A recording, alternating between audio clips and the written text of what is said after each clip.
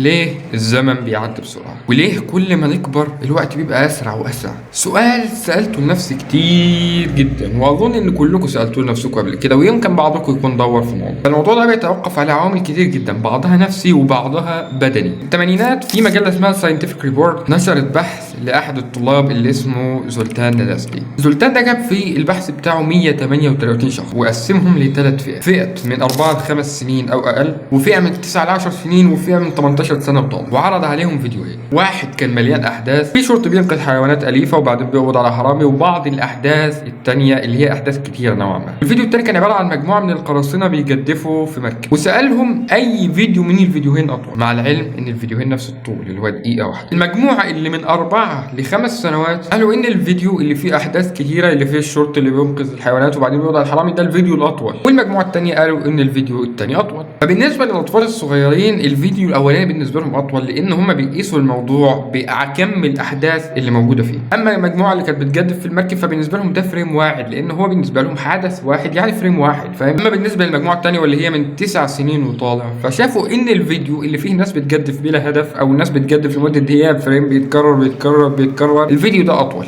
زي ما أنت توقعت، لأنهم شايفين إن ده فيديو ممل ومستنيين بفارغ الصبر إن الفيديو ده يخلص. أما بالنسبة للشخص البالغ أو الكبير شوية فبالنسبة له فيديو وإن كان حدث واحد فهو فيديو، وخاصة لما يكون مستني ان الفيديو ده يخلص بفارغ الصبر فيحس ان الفيديو بيطول. فنسبيا الاحساس بالوقت مبني على التجارب الجديده. بمعنى مثلا لو ضربنا مثال عليك انت عزيزي المشاهد، فهتلاقي ان انت لو عشت سنه فيها احداث كتيره هتحس ان السنه دي طولت جدا، وعلى النقيض تماما لو سنه روتينيه ما فيهاش غير شويه احداث صغيره جدا ما فيهاش حاجه مميزه فتحس ان السنه دي عدت هوا. اللي كان بيخلي الوقت يمر بشكل ابطا بكتير وانت صغير عما هو بيمر وانت كبير، ان وانت صغير تقريبا كانت حياتك كلها عباره عن تجارب جديده، ان انت تقريبا بتكتشف كل حاجه بتشوفها لاول مره. لما بتتعلم الكتابه بتبقى اول مره تمسك القلم، لما بتيجي تحفظ قران بتبقى اول مره تحفظ قران، لما بتتعلم القرايه بتبقى اول مره تقرا، لما بتبقى اول مره تلعب في الشارع، اول مره تلمس كوره، اول مره تلعب كوره. ففي كم كبير جدا من الاحداث الجديده او من المعلومات الجديده اللي بتخش في مخك، فانت ساعتها بتحس ان الوقت بيمر بشكل ابطا لانه مش حياه روتينيه.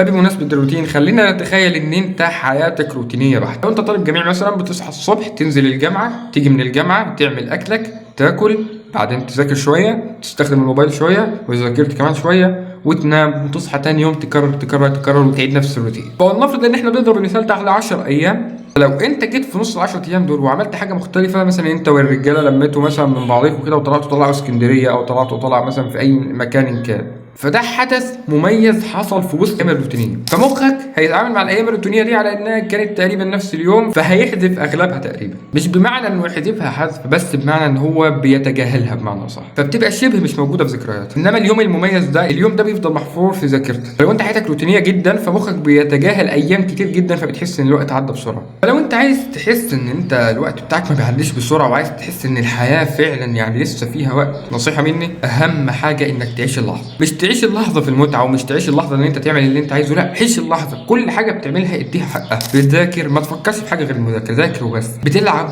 كوره مثلا ما تفكرش في اي حاجه وانت بتلعب كوره غير الكوره اللي انا بلعبها حاليا. انسى الدنيا، ادي كل حاجه وادي كل لحظه في حياتك حقها كامله. تتفرج على ماتش، ادي الماتش حقه واستمتع بكل لحظه فيه، لان انت لو ما اديتوش حقه وقعدت تفكر في حاجه تانية لا انت هتعرف تفكر في الحاجه ولا هتعرف تستمتع بالماتش وهتطلع بمحصله زيرو. ما تمسكش الموبايل وتقعد تقلب فيه والماتش شغال. صدقني يا عزيزي المشاهد مفيش اي حاجه بتاثر عليك بالسلب اكتر من الموبايل اللي انت ماسكه في ايدك. عيش مع اهلك، عيش مع اصحابك، اسمع كلامهم وحكاويهم، اتكلم انت كمان. دي كلها احداث لما بتخش في مخك ساعتها بتحس ان فعلا في حاجه بتحصل في حياتك، ما بتمشيش كده وخلاص. الحاجه اللي احنا افتقدناها في العصر الحديث بالذات ان احنا ما عدناش عندنا حياه اجتماعيه زي ما كان زمان. من الاسباب برضو اللي كانت بتخليك وانت صغير تحس ان وقت ابطا من وانت كبير، ان وانت صغير ولنفرض ان انت مثلا عندك 4 سنين، عدى سنه، السنه دي ربع عمرك. ولنفرض مثلا ان انت تميت 30 او 40 سنه، في السنه دي حرفيا 1 على 30 او 1 على 40 من عمرك. فكل سنه عن الثانيه نسبه السنه دي في عمرك بتقل، فبتحس ان الوقت بيعدي اسرع بكتير.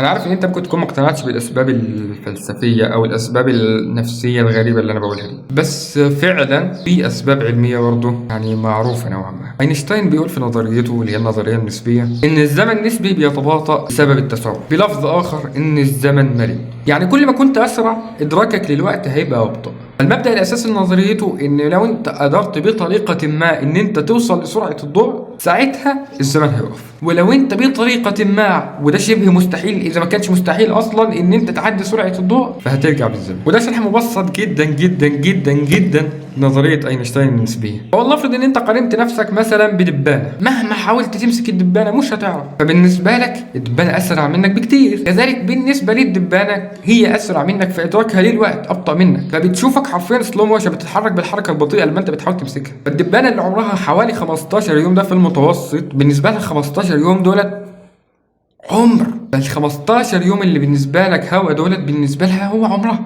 كل ما زادت سرعتك كل ما بطأ ادراكك للوقت. على النقيض تماما لو انت عندك سلحفاه مثلا، فالسلاحف ادراكها للوقت سريع جدا جدا لانها بطيئه جدا جدا، فبتشوفك انت وانت بتتحرك كده فبتحس ان انت بتتحرك حرفيا بالحركه السريعه، فاهم الوقت؟ بسرع الفيديو في 2 في 3 وهكذا. فده منظور السلحفاه، بتشوف الوقت سريع جدا جدا جدا لانها بطيئه، والدبانه بتشوف الوقت بطيء جدا جدا لانها سريعه. الجهاز العصبي في مراحل نموك المختلفه بينمو معاك وتعقيداته بتزيد وبتكبر، فالمسافه اللي بتاخدها الموجات الكهروكيميائيه عشان توصل من او الى المخ بتزيد، فبالتالي الوقت اللي بيستهلكه عشان يوصل من والى المخ بيزيد. فتبعا لنظريه اينشتاين كل ما قلت السرعه كل ما ادراكك للوقت زاد. فده واحد من الاسباب الرئيسيه اللي رجحها الدكتور ادريان بيجن استاذ الهندسه الميكانيكيه في جامعه ديوك.